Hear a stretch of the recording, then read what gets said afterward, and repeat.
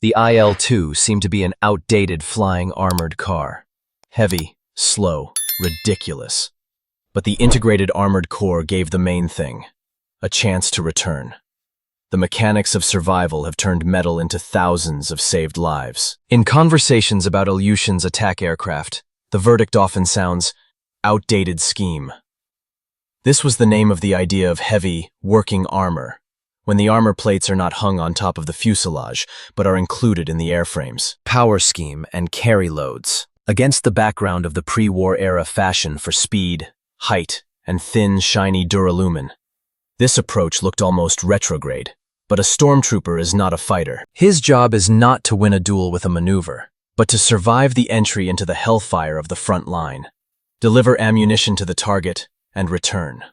In this task, old-fashioned suddenly turns into rationality. What does working armor even mean? In the classic version, the cockpit is armored with separate plates. They themselves carry almost no loads and act as a shield. On the IL-2, the armor acts as the frame of the bow. Plates made of special steels form a kind of armored hull. It contains the engine, fuel and oil lines, instrument compartments, the pilot's seat and back, and later the shooter. That is, armor is not an addition to the structure, but the structure itself. It affects alignment, binds knots, perceives bending moments, and serves as a support for fixing aggregates. Philosophically, this is similar to the armored capsule in modern attack aircraft. The protection does not cover the aircraft from the outside, but grows from the inside, and sets the shape of the nose. From the engineering side, everything is pretty sober. The thicknesses of the armor plates varied by threat zone. The forehead and hood were thicker. The sides of the cabin and the backrest were slightly thinner. Protection from ricocheting fragments and tracers striking from the ground along a gentle trajectory was provided from below. Thick armored glass was placed in front of the pilot. They tried to make the side elements of the lantern as simple as possible to replace.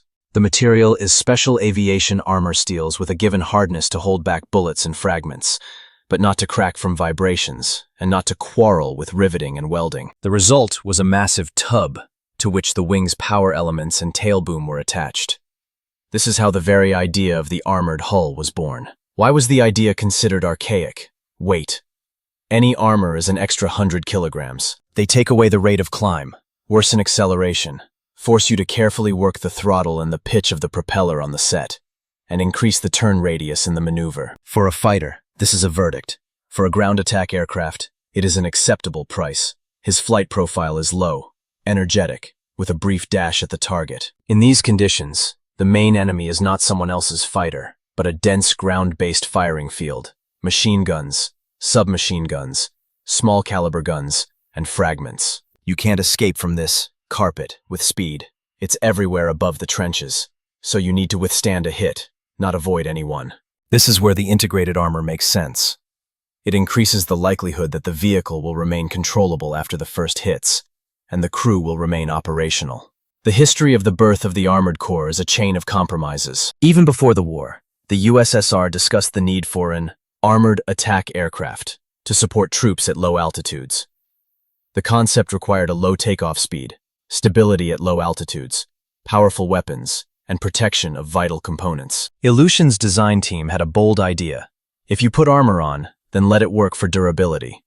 This will reduce the parasitic masses of fasteners and second walls, and the layout will become more compact. The prototypes went one after the other. The power scheme was polished.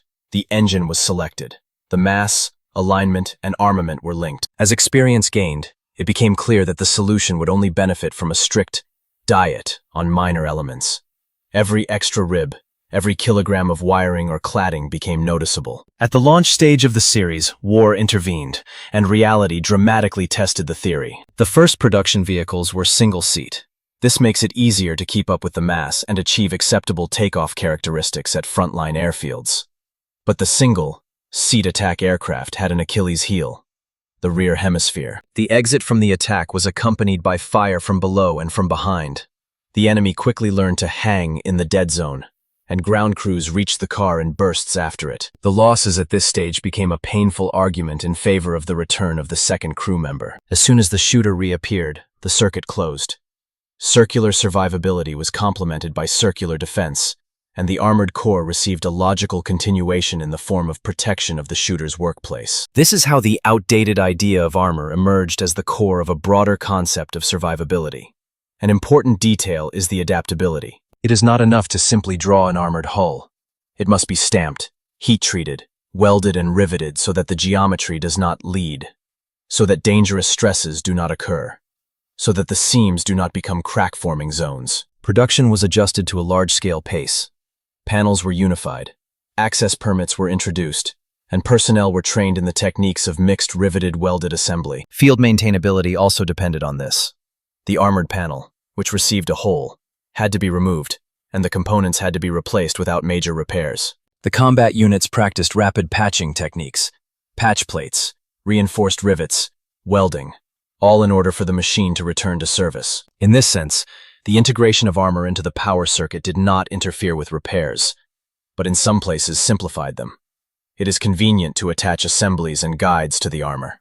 We must not forget about ergonomics. The armor protects but narrows the view, makes the flashlight heavier, and requires thoughtful ventilation and heating.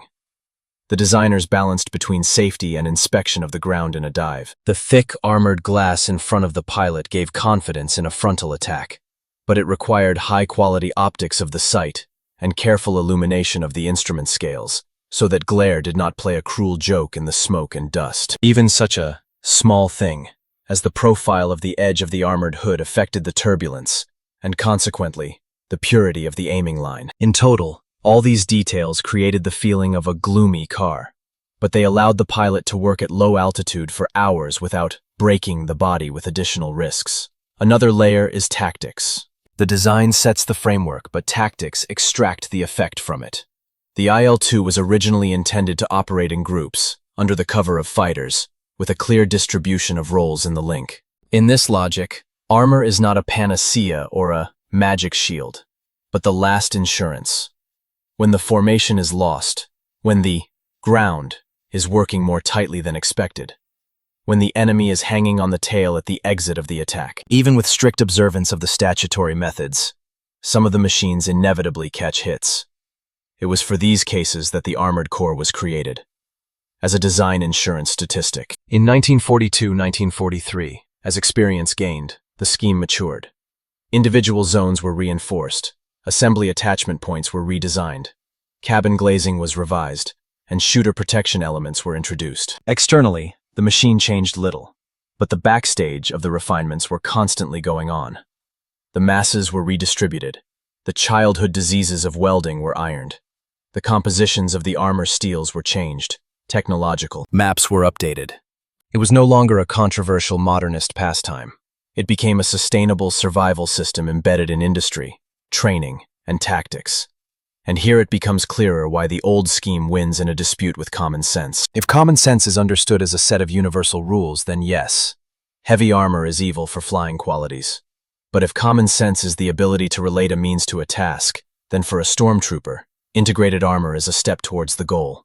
It makes the car predictable under fire, the crew protected in the most dangerous sectors, and the tactics resistant to failures. And most importantly, it turns probability into risk management.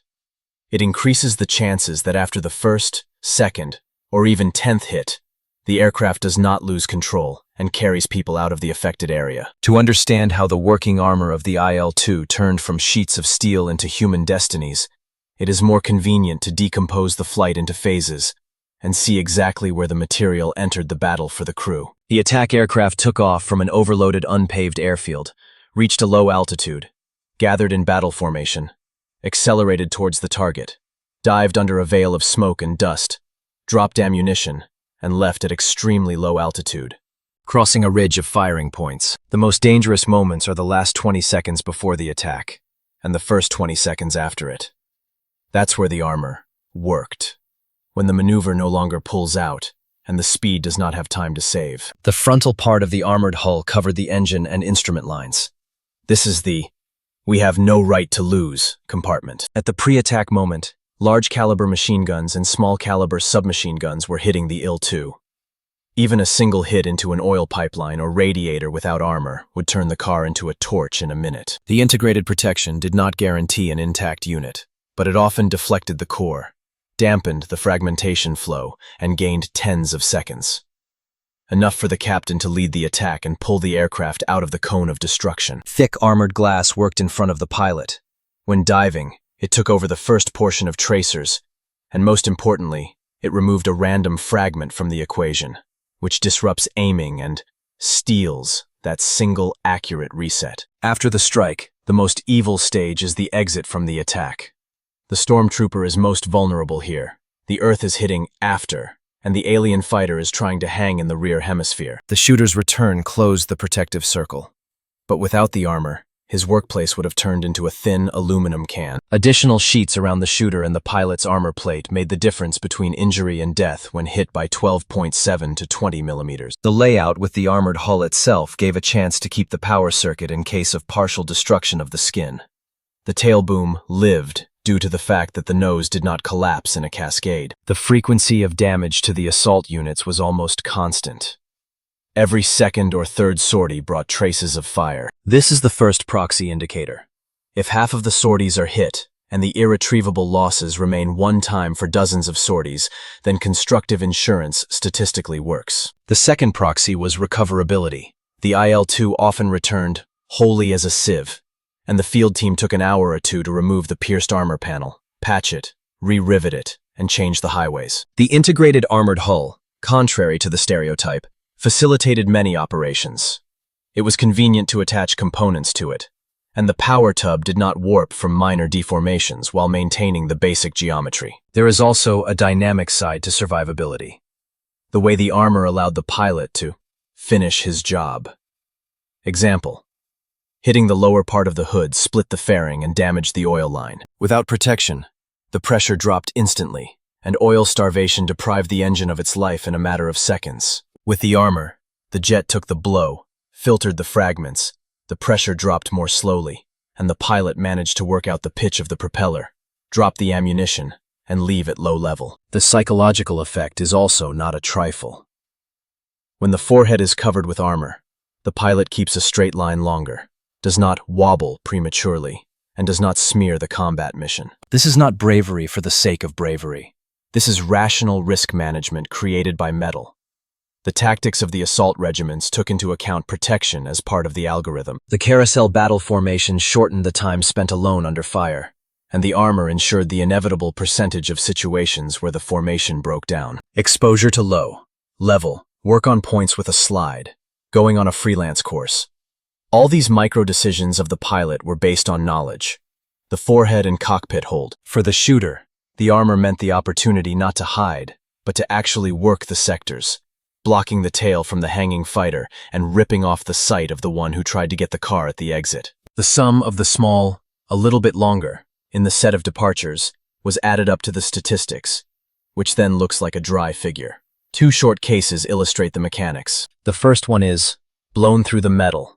A couple of stormtroopers enter the artillery position, and one gets hit head-on, removes paint from the armored glass, scratches the edge of the lantern, breaks the nose cone. The pilot sees a shower of sparks, hears pops, but the sight is not knocked down. The controls are intact. He works out the approach, puts a slide, gets a couple more hits in the abdominal part of the tub, and leaves. There are 36 holes in the parking lot, including on the forehead. Without armored glass, such a hit turns into an instant loss of an eye, sight, and probably a car. Here, the glass was cleaned, the section was replaced, and the plane was in service. The second one is, he didn't let it fall apart. The IL-2 withdraws from the attack by echeloned air defense, catches a close-range shell from the bottom right. The scattering of fragments cuts the skin and sews the side. The plate of the armored hull catches the main portion. The frames behind it are intact. The force geometry is retained. The tail is walking, but the cable paths are not cut. The pilot presses the elevator, aligns. Put the squeeze on the elevator. An ordinary duralumin can at this point would have caused a break in the longitudinal power line. The tail boom would have gone, and the car would have lost control at the first maneuver. With the armor, it was an unpleasant flight, but we got there. On the ground, the panel is being replaced, the frame is being reinforced, and by evening, it will be back in the sky. The evolution of protection went along with experience. The sectors around the shooter were reinforced. Overlays were added on weak points for specific threats to the front section. The glass layout was changed in the name of a better view while maintaining durability. The weight discipline was also important. The armor gives a chance only if the car is in a normal center of mass and the engine is running in passport mode. Therefore, some of the non-combat elements were facilitated, fasteners were rationalized, and secondary amenities were abandoned. This is not asceticism for the sake of ideology. It is a condition for survival to work not for one demonstration flight, but for thousands of daily ones. Comparing the types of threats makes the logic even clearer. A fighter lives on speeds and angles. Its armor is kinematics. A stormtrooper lives in a zone where kinematics is often meaningless. The ground is shooting from all directions at the same time, and the angle of encounter is difficult to control. Therefore, the protection body is different, to absorb, reflect, localize damage, and maintain controllability. The IL-2 did not turn the crew into an invulnerable capsule, but untied their hands in those seconds when the outcome of the mission and their own lives depended on accuracy and endurance. The statistical logic is simple. When a machine deliberately built for a hit performs a huge amount of low-altitude work, every 10th to 50th almost fatal hit turns not into death, but into damage. These almost do not fall into heroic legends, but it is from them that the account of the saved is formed. Therefore, it is not the absolute thickness of the armor that is more important, but its inclusion in the power scheme and competent tactics of use. In such a system, armor is not a separate shield, but the last step of stability. First order and profiles, then fire discipline, then cover. And only at the very end is the metal that must withstand those blows that will break through anyway. The phrase sounds like a slogan, but it has a rational grain if you carefully decompose the terms. Saved lives, in our context, are cases where a hit that would have led to death with a different design was absorbed, deflected, or localized by the IL-2 design, and the crew returned. We are not talking about universal immortality, or a comparison with fighters generally better, worse. We are talking about the absolute number of deaths prevented, multiplied by the huge volume of low-altitude flights. How to correctly approach the assessment if there were no direct statistics of saved by armor? Through proxy metrics and careful thought experiments. The first proxy, the proportion of sorties with combat damage. For assault regiments, it was constantly high. Hits were recorded frequently, and irretrievable losses against this background remained significantly lower. This means that a significant part of the damage did not grow to death, including due to the armored hull, which maintained controllability, the integrity of the highways, and the efficiency of the crew. The second proxy is recoverability. Mass return cases with dozens of holes and subsequent rapid field repairs indicate that the structure localized the destruction and allowed the car to survive to the airfield. The third proxy is scale. The IL-2 is the most massive combat aircraft of the war. Even with the same redundancy of protection per machine, the absolute number of tragedies prevented by the more widespread type will be higher. Pure arithmetic. Now to the comparison with fighter jets. There's a different world of threats and a different language of survival. A typical frontline fighter saves the pilot with kinematics, speed, thrust, vertical maneuver, meeting angle. His armor is more often point-shaped, armor plate, windshield, small panels. And the main way not to die is not to get hit or turn a hit into a shallow kiss on a tangent. The stormtrooper's logic is different.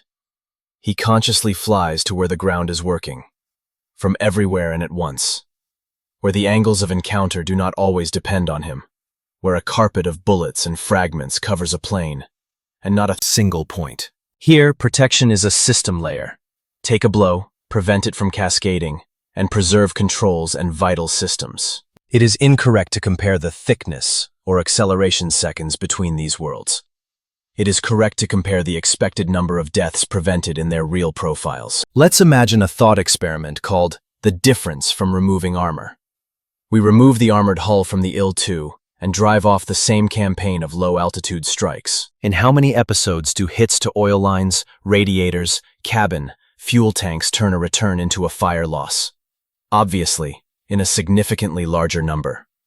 Now let's do the same with the fighter. Remove its point armor. The risk is growing, but the main method of escape, maneuver and speed, remains. And the threat profile, dogfight, where there are fewer hits, and they are less likely to be carpet, gives a chance not to get under the heavy work of armor at all. Consequently, The net delta of deaths from the removal of protection on the Il-2 will be larger in absolute terms, simply because it more often came into contact with fire, which the armor addresses. It is important to keep the boundaries of confidence. We don't know the exact count of those saved. You can't mechanically stack all the returns with holes and attribute them solely to armor. Tactics, fire discipline, cover, crew training, and luck play a role. It is also impossible to romanticize. The armor did not eliminate mass losses in case of construction errors or saturated air defense, but going into skepticism, can't prove anything, is a methodical mistake. Proxy indicators, structural threat analysis, and the scale of application provide a stable picture that does not depend on individual stories. The IL-2 system protection has been converted into hundreds and thousands of cases where the outcome has shifted from dead to wounded damaged. Another frequently overlooked variable is the behavior effect. When the crew knows that the forehead, hood, cabin, and aero sectors hold typical threats, it flies the profile more correctly. It keeps a straight line on the reset longer, does not snake prematurely, does not throw an attack from an accidental fragment into the lantern. This increases the effectiveness of the strike and reduces the total stay under fire, because it reduces the number of repeated passes. That is, armor affects not only the moment of impact, but also the tactical economy of the entire mission. A fighter similarly changes its behavior based on thrust-to-weight ratio and maneuverability, but the contribution of armor to the economy of its survival is less. Kinematics decides there. It is fair to introduce counterarguments. First, the early single-seat IL-2 suffered from a vulnerable rear hemisphere. Without a shooter, the armor did not cover the critical catch-up-and-shoot scenario. This does not refute the thesis, but rather emphasizes that armor is effective only as part of an integrated survival system, along with defensive weapons, tactics, and cover. Secondly, armor adds mass, and mass means a longer run, a worse vertical, and a higher load on the engine and crew. Ilyushin's design school responded with integration. Minimal armor, but it's in the power circuit. Unnecessary second walls and fasteners are excluded. The gain in protection efficiency is higher than the loss in flight qualities for a given mission.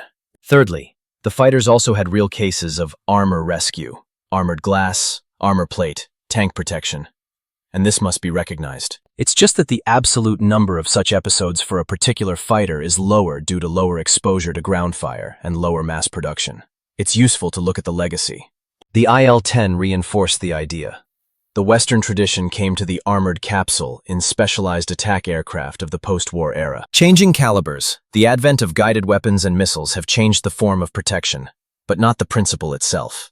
Where the task profile predictably puts the car under fire, the design must localize the damage and gain time.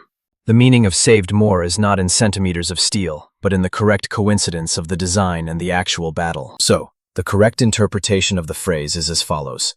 The integrated IL-2 armor, as part of the survivability system architecture, probably turned more potentially fatal episodes into returns than the armor of any individual fighter type, because the attack aircraft had both a higher frequency of contact with fire and unprecedented mass production. This does not detract from the merits of the fighters and does not make the IL-2 the best aircraft in general. This is just the exact meaning of a constructive choice. To make a machine that does not so much avoid an impact as withstands it and continues to work.